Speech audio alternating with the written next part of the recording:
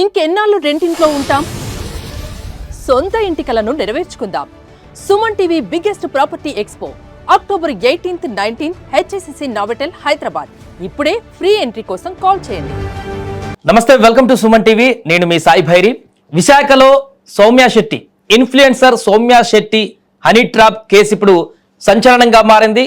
గతంలోనే థెఫ్ట్ కేసుకు సంబంధించి ఆరోపణలు ఎదుర్కొని 2 రాష్ట్రాల వ్యాప్తంగా సంచలనంగా మారినటువంటి సౌమ్య శెట్టి ఇప్పుడు హనీ ట్రాప్ వివాదంలో మరొకసారి సెన్సేషన్గా మారింది. లక్ష్మీకాంత్ రెడ్డి అనేటువంటి ఒక వ్యక్తిని మోసం చేసి హనీ ట్రాప్కి గురి చేసి తన దగ్గర నుంచి చాలా మొత్తంలో డబ్బులు లాగేసి తనను మానసికంగా ఫిజికల్గా పూర్తిగా హింసించిందంటూ కూడా లక్ష్మీకాంత్ రెడ్డి ఫిర్యాదు చేయడం జరిగింది కమిషనర్కి. దానికి సంబంధించి మనం మాట్లాడదాం. మనతో పాటు ఆ ఫిర్యాదుదారుడు లక్ష్మీకాంత్ గారు జూమ్ లో లైవ్ లో సిద్ధంగా ఉన్నారు. లక్ష్మీకాంత్ గారు నమస్తే అండి. చెప్పండి సార్. నమస్తే. మీరు చేసినటువంటి ఆరోపణలు, హనీ ట్రాప్ ఆమె చాలా డబ్బులు తీసేసుకుంది నా దగ్గర నుంచి, చాలా మోసాలు చేసిందని చెప్పేసి అన్నారు. సో ఈ యొక్క ఎలిగేషన్స్ అన్నిటికీ మీ దగ్గర ఆధారాలు ఉన్నాయా? ఉన్నాయండి, ప్రతి ప్రూఫ్ నా దగ్గర ఉందండి.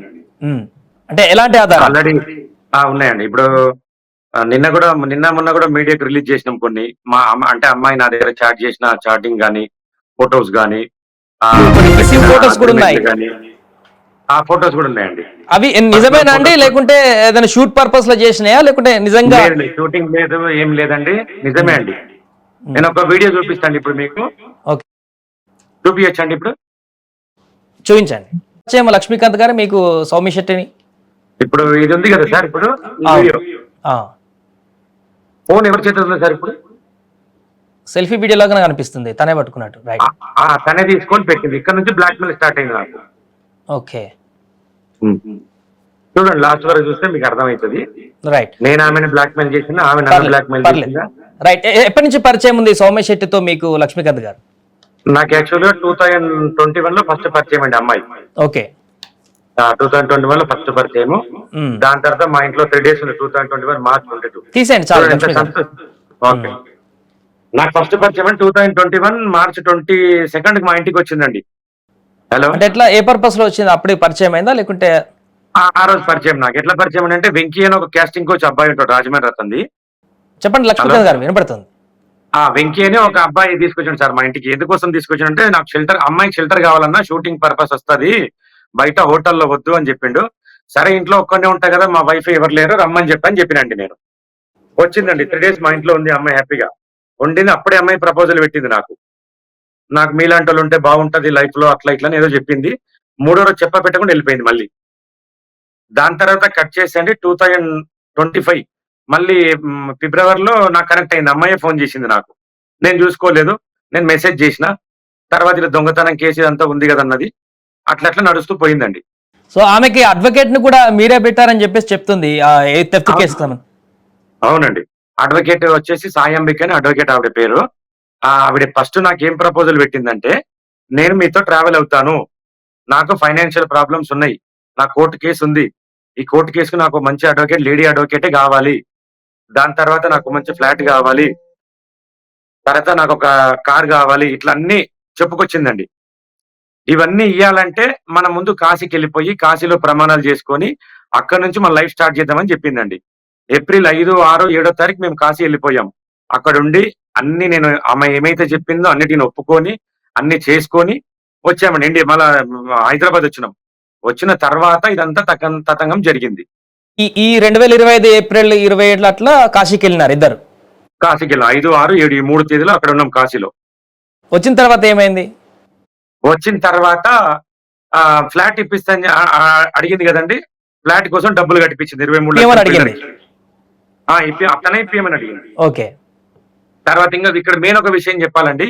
నేను అడిగా, మరి నేను డబ్బులు మీకు ఇస్తే మరి నీకు ఇంట్లో మీ హస్బెండ్ తో ప్రాబ్లం అవుతుంది కదా అని చెప్పాను నేను. నేను గతంలో సినిమా ప్రొడ్యూసర్, 2 సినిమాలు తీసాండి గతంలో నేను. మీరు గతంలో సినిమా ప్రొడ్యూసర్ కదా, నాకు ఒక ఫేక్ అగ్రిమెంట్ ఇవ్వండి, నేను ఇంట్లో చూపించుకొని ఉంటది, నా భర్తకు మా ఎవరికి కూడా ప్రాబ్లం రాకుండా నేను చూపించుకుంటానని ఆవిడే చెప్పింది. నేను దాని తగ్గట్టుగా అగ్రిమెంట్ చేయించిన. ఇప్పుడు అదే అగ్రిమెంట్ మీద నా మీద ఉల్టా పెట్టింది అమ్మాయి. ఆమె ఏమంటున్నారంటే, ఆ అగ్రిమెంట్ సినిమా తీయడానికి మీరే కన్సల్ట్ అయ్యి అందులో ఒక ఛాన్స్ ఇప్పించి సినిమా ప్రపోజల్ కూడా పెట్టారు, ఆ పర్పస్ లో డబ్బులు ట్రాన్సాక్షన్ చేశాడు, అగ్రిమెంట్ అందుకనే ఉంది అని చెప్పేసి ఆమె చెప్తుంది. లేదండి, పూర్తిగా అబద్ధం అది. ఆవిడనే బలవంతంగా తీసుకున్నది, ఆవిడనే బలవంతంగా అడిగింది అగ్రిమెంట్ కావాలని. సో ఇప్పటి వరకు ఎంత అమౌంట్ ని మీరు ఆమెకి ట్రాన్స్ఫర్ చేశారు? ఆ అకౌంట్ ద్వారా అయితే అంటే ఒక 30-35 లక్షలు దాదాపు ఇచ్చానండి. ఆ బిల్డర్ గాని వీళ్ళకి మిగతా ఖర్చులకు దానికి దీనికి ఒక 40 లక్షలు ఇచ్చింటండి. ప్లస్ ఒక 25-30 గోల్డ్ ఇచ్చింటండి. 1 crore దాటిపోయింది. 1 crore దాటింది ఈజీగా. అటు ఇటుగా 1 crore ఈజీగా ఉంటదండి. ఓకే, అంటే ఎక్కడ చెడింది మీ ఇద్దరికి? అంటే ఎంత ప్రాసెస్ అంతా కొనసాగే నేపథ్యంలో ఎక్కడ చెడిందంటే నాతో ఉంటేనే రాజేష్ అని ఒక అతని దగ్గర ఉందండి ఈమె. ఆ రాజేష్ నా కాంటాక్ట్ అయ్యిండి వచ్చి. అతని మాట్లాడిన వాయిస్ రికార్డ్ నా దగ్గర ఉంది. అతని అమ్మాయికి ఇచ్చిన డబ్బుల రికార్డు మొత్తం నా దగ్గర ఉందండి. స్క్రీన్ షాట్లు అతను పెట్టిండు. నేను మెల్లిగా అడిగిన ఆమెని. ఏమడిగినంటే, ఏంటండి ఇది, మరి ఇట్లా ఒక అతను నన్ను కలిసిండు వచ్చి ఇది ఇది అని అడిగితే అప్పుడు నన్ను అవాయిడ్ చేయడం మొదలు పెట్టింది. రాజేష్ అనేట ఆయన ఎవరు అసలు? రాజేష్ అంటే నాకంటే ముందు ఒక అతనితో ఉందండి. అతన్ని పొల్యూషన్ బోర్డు లో ఉంటాడు. ఇప్పుడు ఇదంతా జరుగుతుంది ఇన్ని నెలలుగా. సౌమ్య శెట్టి వాళ్ళ హస్బెండ్ ఎప్పుడు కూడా అనుమాన పడలేదా? మీరు కూడా ఎప్పుడు తారసపడలేదా ఆయనకి? కలిసినామండి, వాళ్ళ ఇంట్లోనే స్టే చేస్తుంటే. వైజాగ్ ఇప్పుడు వాళ్ళ ఇంట్లోనే ఉంటుంటే నేను. వాళ్ళ ఆయన కూడా నాతో ఫ్రెండ్లీగా ఉంటుండే. వీళ్ళంతా ట్రాప్ అండి. వాళ్ళ భర్త, వాళ్ళ మమ్మీ, వాళ్ళ తమ్ముడు, అమ్మాయి ఇంకో మౌనిక, వీళ్ళందరూ ఇదే పని. రాజేష్ కంటే ముందు విఘ్నేష్ అని ఇంకొక సినిమా హీరో హైదరాబాద్ లో. అబ్బాయి ఏమో తెలియదు నాకు వచ్చిన ఇన్ఫర్మేషన్. అతని తర్వాత రాజేష్ తర్వాత ఎవరు చందు ఏమో సమ్ పేర్లు వచ్చినాయి. నేను ఎవరు నా దగ్గర ప్రూఫ్ లేదు, వాళ్ళ గురించి మాట్లాడతలేను. రాజేష్ ఆయన దగ్గర నా దగ్గర ప్రూఫ్ ఉంది కాబట్టి మా రాజేష్ గురించి మాత్రం గట్టిగా మాట్లాడిన. అంటే ఇప్పుడు ఆమె చెప్తున్న అలిగేషన్ ఏంటంటే, సౌమ్య శెట్టి నిన్న మాట్లాడింది సుమన్ టీవీ వాళ్ళతో కూడా, ఏంటంటే లక్ష్మీకాంత్ రెడ్డి నన్ను రెండో భార్యగా ఉంచుకోవాలనుకుంటున్నాడు. ఆ నేపథ్యంలోనే చాలాసార్లు ఫోర్స్ చేశాడు, నన్ను రెండో భార్యగా ఉండాలని ఒత్తిడి చేశాడని కూడా చాలా సందర్భాల్లో చెప్పాడంటూ కూడా ఆమె చెప్పింది. అలాంటి ఏమైనా ఉందా? నా దగ్గర చాట్ ఉందండి. ఆమె నా చాట్ లో ఏం క్లియర్ ఏం చాట్ చేసిందంటే, నేను మీ రెండో వైఫ్ గా ఉంటాను, నన్ను పెళ్లి చేసుకుంటారని అడిగింది. నేను అప్పుడు కూడా చెప్పిన, జోక్స్ వద్దు అని కూడా చెప్పిన, కింద కామెంట్ లో పెట్టిన. నేను కూడా చాట్ చేసిన. లేదు నిజంగా చెప్తున్నా, మదర్ ప్రామిస్, మనం పెళ్లి చేసుకుందామని చెప్పిందండి. నా దగ్గర చాట్ ఉంది, ప్రూఫ్ ఉంది. సో ఆమె ఈ యొక్క ఆప్షన్ తీసుకొచ్చింది. అంతే, ఆమెనే ప్రపోజల్ టోటల్ ఆమెదే. నేను ఎక్కడ కూడా ఆమెకు కాశీకి ఏ పర్పస్ లో వెళ్ళారు లక్ష్మీకాంత్ గారు, ఆమె గాని మీరు గాని? ఓకే, కాశీలో పర్పస్ ఏంటంటే సార్, మేము మార్చ్ 29 ఫస్ట్ మీట్ అయినాం అక్కడ భీమిలి కాసా బీచ్ రిసార్ట్ లో. కాశీలో ఆమె చెప్పింది ఏంటంటే, నేను ఇక్కడ మీ దగ్గర ఏది ప్రామిస్ చేయను, మీరు కూడా నా దగ్గర ప్రామిస్ ఏం చేయొద్దు. నాకంటే శివుడు ఇష్టం, మీరు నా లైఫ్ లోకి వస్తున్నారు కాబట్టి మనం కాశీకి వెళ్ళిపోయి అక్కడ మీరు నేను ప్రమాణాలు చేసుకున్న తర్వాతనే అక్కడ నుంచి మన లైఫ్ లీడ్ చేద్దామని అమ్మాయి చెప్పింది. ఆ చాట్ కూడా నా దగ్గర. అంటే అప్పుడే అంగీకరించారా, లేకుంటే మ్యూచువల్ గా ముందుకెళ్దామనా, లేకుంటే ఎట్లా? నేను అప్పుడే అంగీకరించిన. సరే వెళ్దామని చెప్పిన. కాశీకి పోదామన్నా, కాశీ టికెట్లు వేసిన, తాజ్ హోటల్ రూమ్ బుక్ చేసిన, కాశీకి పోయాము. అమ్మాయి నాకు పెట్టిన కండిషన్లు అక్కడ ఏంది సార్ అంటే, నాదో దొంగతనం కేసు ఉంది, నాకు మంచి లాయర్ ని పురమాయించాలి మీరు, తర్వాత నాకు ఫైనాన్షియల్ ప్రాబ్లం ఉంది, తర్వాత నాకు ఫ్లాట్ కావాలి. ఇంతకు ముందు ఉన్న కేసులో నా ఫైనాన్షియల్ గా మొత్తం లాస్ అయిపోయినా, నా బంగారం కూడా పోయింది, నేను మీకు ఉండాలంటే ఇవన్నీ నాకు చేయాలని చెప్పింది ఆ అమ్మాయి. అంటే మీరు కూడా ఆమె ప్రేమని నమ్మారు? నమ్మినండి, ప్రేమని నమ్మిన. అంటే ఇప్పుడు పెళ్లి ప్రపోజల్ తీసుకొచ్చినప్పుడు ఏం చెప్పారు? నేను ఏమనలేదండి. ఇప్పుడు పోయినాము, అంత ప్రమాణాలు చేసుకున్నాము, నేను ఆమె చెప్పింది ప్రతిదీ అంగీకరించిన. నేను వచ్చిన తర్వాత పెళ్లి ప్రపోజల్ పెట్టింది. ఒక 2-3 టైం మేము కలుసుకున్న తర్వాత పెళ్లి ప్రపోజల్ పెట్టింది. పెళ్లి ప్రపోజల్ ఎట్లా పెట్టింది సార్ అంటే, నేను ప్రతిసారి హైదరాబాద్కి వస్తే నేను ఏదో ప్రాస్టిట్యూట్ లాగా అవుతుంది, నాకు గిల్టీగా ఉంది, నన్ను మెళ్ళో తాళి కడితే నేను నీ వైఫ్ లాగా ఉంటా కదా అని ప్రపోజల్ స్టార్ట్ చేసింది. మీరేమన్నారు దానికి? నేను ఓకే అనండి ఆ టైంలో. సో అంత బాగానే ఉంది కదా, మరి ఎక్కడ అనిట్రాప్ అయింది, ఎక్కడ మీకు మధ్య మనస్పర్ధలు వచ్చాయి? అంత బాగానే ఉంది కదా, తను పెళ్లి చేసుకుందాం అన్నది, మీరు కూడా ఓకే అన్నారు, ఇద్దరికి ఒక అండర్స్టాండింగ్ వచ్చినట్టుగా కనపడుతుంది చెప్పిన దాని ప్రకారం. ఎక్కడ మరి డిస్టర్బెన్స్ వచ్చింది? అదే సార్, ఇప్పుడు చెప్తున్నా కదా, రాజేష్ అన్న గురించి, విఘ్నేష్ అన్న గురించి నిలదీయడం స్టార్ట్ చేసిన నేను. సో ఆ థర్డ్ పర్సన్, ఇంకొక పర్సన్ వచ్చినప్పటి నుంచి మొదలైంది. దీనికి మెయిన్ వచ్చేసి అడ్వకేట్ సాయి అంబిక, వీళ్ళకు మొత్తం నడిపించేది. ఇప్పుడు అప్పటి నుంచి అడ్వకేట్ సాయి అంబిక గారు. అడ్వకేటే కదా ఆమె? నేను పెట్టిన అడ్వకేట్ నాకు యాంటీ అయింది. ఎట్లా యాంటీ అయింది సార్ అంటే, ఆమె ఇద్దరు కలిసి ఏం చేసినారంటే, ఇప్పుడు సౌమ్య శెట్టి కేసు ఉంది కదండి కోర్టులో. అవును. ఆ కేసు నిమిత్తము సౌమ్యని మళ్ళీ అరెస్ట్ చేస్తారు, రిమాండ్ తీసుకుంటారు, అర్జెంట్ గా మనం కోర్టులో 15 లక్షలు కట్టాలని చెప్పింది సౌమ్య శెట్టి. ఎవరు sorry Ambika, Sai advocate. Ambika advocate గారు ఓకే. చెప్తే, నేను ఈ అమ్మాయి మీద ప్రేమతోనో పిచ్చితోనో మళ్ళీ రిమాండ్ తీస్తే కష్టమవుతుంది అని చెప్పి ఉన్న పలంగా సాయి అంబిక గారికి 12 లక్షల రూపాయలు ఇవ్వాల్సి వచ్చింది. ఆ టైం సాయి అంబిక ఆ డబ్బులు కోర్టులో కట్టలేదు, నన్ను చీట్ చేసిన ఆ రికార్డ్ నా దగ్గర ఉంది.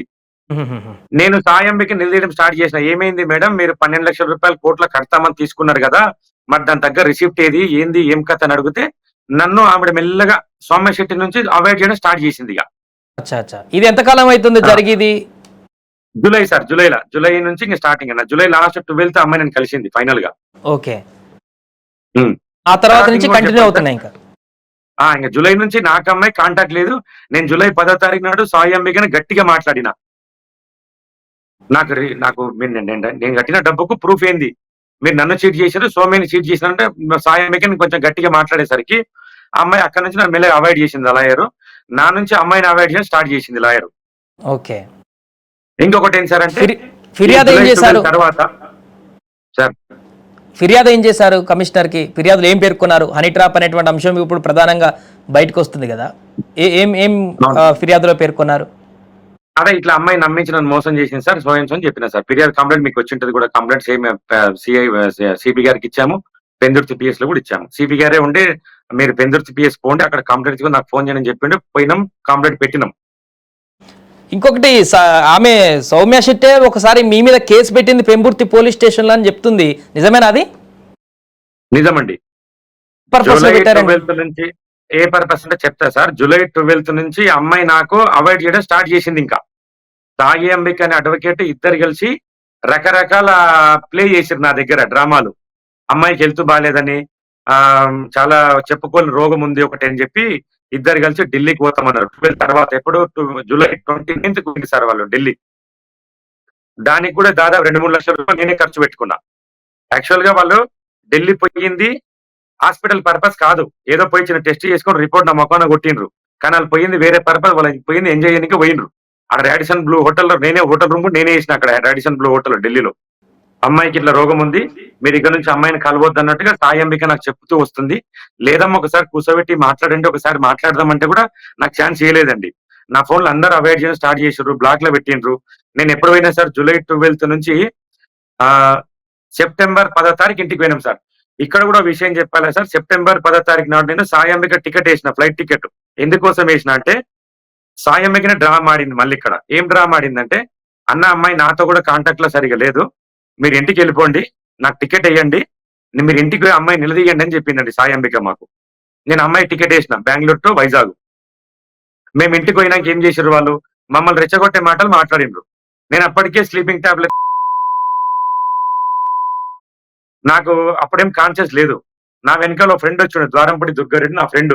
అతను నాకు ఫస్ట్ కెళ్ళి ఫ్రెండ్. ఈ సౌమ్య అడ్వకేట్ ని పెట్టిందే ఈ ద్వారంపూడి దుర్గారెడ్డి నాకు పరిచయం చేసిన అమ్మాయిని, అడ్వకేట్ గారిని. ఆవిడనే మమ్మల్ని రెచ్చగొట్టింది, మీరు ఇంటికి పోండి, నిలదీయండి, నేను రేపు వస్తా, నాకు టికెట్ వేయన్నది. ఆ టికెట్ ప్రూఫ్ అన్ని మా దగ్గర ఉన్నాయి. ఇంటికి పోయినాక మా ఫ్రెండ్ వచ్చేసి కొంచెం వల్గర్ లాంగ్వేజ్ మాట్లాడిండు. కేవలం అక్కడ నేను తిట్టిన దాని మీదే కేసు పెట్టింది సార్, అక్కడ ట్రెస్ పాస్ కేసు పెట్టారు నా మీద, దుర్గారెడ్డి మీద. సో ఇప్పుడు ఫైనల్ గా ఏం కావాలని కోరుకుంటున్నారు మీరు? నిన్న కమిషనర్ దగ్గరికి వెళ్ళారు కదా, వాళ్ళేం అసరెన్స్ ఇచ్చారు? ఈ ఫిర్యాదు పంపిన తర్వాత మీ దగ్గర ప్రూఫ్స్ కూడా పెట్టిన తర్వాత వాళ్ళేం చెప్పారు పోలీసులు? ఆ తర్వాత ఫిర్యాదు అందిన తర్వాత ఏం జరిగింది? మేమైతే ఫిర్యాదు చేసినాం సార్. ఫిర్యాదు చేసిన తర్వాత ఇది పూర్తి విచారణ చేస్తాము, మీరు అందుబాటులో ఉండండి చెప్పింది సార్. అంతే మాకు పోలీసులు. నేనేం కోరుకుంటున్నా సార్ అంటే, నాకు డబ్బులు వస్తాయా గోల్డ్ వస్తే పక్కన పెడితే, నాలా ఇంకెవరు వేరే వాళ్ళు మోసపోకూడదు. ఈ అమ్మాయికి ఇంత ముందు గతంలోనే దొంగతనం క్రిమినల్ బ్యాక్గ్రౌండ్ ఉంది, ఇప్పుడు కూడా అదే చేస్తుంది. ఈమెను ఎవరో ఒకరు ఆపకపోతే ఇంకా ఎక్కడి దాకా పోతుందో ఏమైతుందో కూడా తెలియదు. చాలా మంది అమాయకులు బలైపోతారు. ఆమె కఠినంగా పనిష్మెంట్ చెయ్యాలి. ఇదంతా ఇష్యూ అయిన తర్వాత మీకు పర్సనల్ గా ఫ్యామిలీ పరంగా కూడా ఇబ్బంది ఏమన్నా ఉందా? ఎందుకంటే మీకు ఒక స్టేజ్ లో మా ఇంట్లో ఇప్పుడు ఈ అమ్మాయి మీకు వీడియో చూపించినా కదా సార్, నాతో మధ్య మధ్యలో అంటుండే, ఈ వీడియో మీ ఆవిడకి పెడితే ఎట్లుంటది, మీ ఫ్రెండ్స్ కి పెడితే ఎట్లుంటది అని అంటుండే నా దగ్గర. అని ఏమంటుండే మళ్ళా, జోక్ చేసిన ఉత్తగా అంటుండే మళ్ళీ. అందుకే ఈ వీడియో పెట్టి నాకు బ్లాక్ మెయిల్ చేసిన మా ఇంట్లో మా ఫ్యామిలీకి మొత్తం చెప్పేసుకున్నాండి, లాస్ట్ పోయిన మంత్ మా ఆవిడ కూడా సౌమ్య శెట్టితో గారి మాట్లాడిండ్రు. మాట్లాడితే మా ఆవిడ మీద కేసు పెట్టిండ్రు.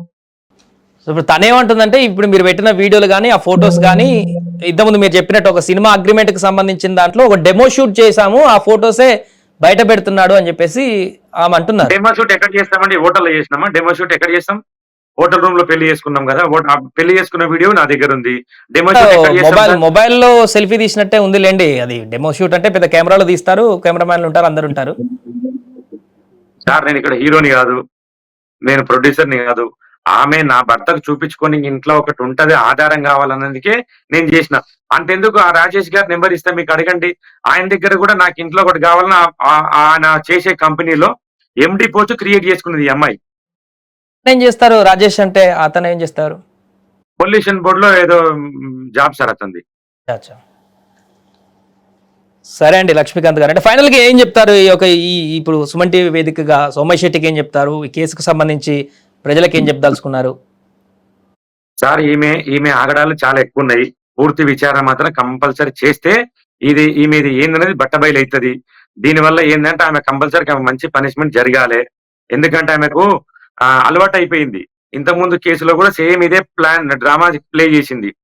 దొంగతనం చేసింది ఆవిడనే, ఆధారాలు ఉన్నాయి, అన్ని ఉన్నాయి. ఇప్పుడు ఎవరైనా ఆధారాలు లేకుంటే మీడియా ముందుకు వచ్చి ఎందుకు మాట్లాడతారు సార్? ఇప్పుడు నేను దొంగతనం చేయలేదు, నా మీద దొంగతనం కేసు పెట్టమనండి. నేను దొంగతనం చేసినా కేసు పెడతారు, దొంగతనం చెప్పితే కేసు ఎందుకు పెడతారండి సార్? అట్లా ఈమెందంటే బాగా అలవాటు అయిపోయింది. తిరిగి ఇవన్నీ చేసి బాగా అలవాటు అయిపోయి ఇవన్నీ ఆపాలంటే పోలీసులు దయచేసి పూర్తి విచారణ చేయాలి. నాకైతే న్యాయం చేయాలి. అమ్మాయి కంపల్సరీ కరెక్ట్ పనిష్మెంట్ జరగాలి. ప్రజలు కూడా తెలుసుకోవాల్సింది ఏంటంటే బయట యువకులు కూడా ఇట్లాంటి వాళ్ళు చాలా వస్తారు. ఇంకొకటి సార్, ఒక్కసారి ఆమె ఇన్స్టాగ్రామ్ చూడండి, అబ్బాయిల్ని ఆకట్టుకునే విధంగానే వీడియోలు ఉంటాయి ఆవిడవి. సరే అండి, థ్యాంక్ యూ లక్ష్మీకాంత్ గారు. సో మొత్తానికి ఇది విశాఖలో ఇన్ఫ్లుయెన్సర్ సౌమ్య శెట్టికి సంబంధించినటువంటి హనీ ట్రాప్ ఫిర్యాదు ఏదైతే అందిందో, హనీ ట్రాప్ చేసిందని దానికి సంబంధించి ఫిర్యాదుదారుడు లక్ష్మీకాంత్ రెడ్డి చెప్పినటువంటి విషయాలు ఇవన్నీ కూడా తనని ఏ రకంగా ముందుకు తీసుకువెళ్ళింది, ఏ రకంగా తన దగ్గర నుంచి మనీ తీసుకుంది, ఎలా మోసం చేసింది అనేటువంటి వివరాలను కూడా ఆయన పూర్తి వివరాలను కూడా వెల్లడించినటువంటి పరిస్థితి ఉంది. మరి దీనికి సంబంధించి పోలీసులు ఎలాంటి యాక్షన్ తీసుకుంటారు, ఎలాంటి విచారణ కొనసాగిస్తారు, అండ్ సౌమ్య శెట్టి కూడా ఎలా దీనిపైన రెస్పాండ్ అవుతారు అనేది చూడాల్సి ఉంది. సౌత్ ఇండియాలోనే అతి తక్కువ ధరలకి రత్నాలను అందించే ఏకైక సంస్థ 6JVR.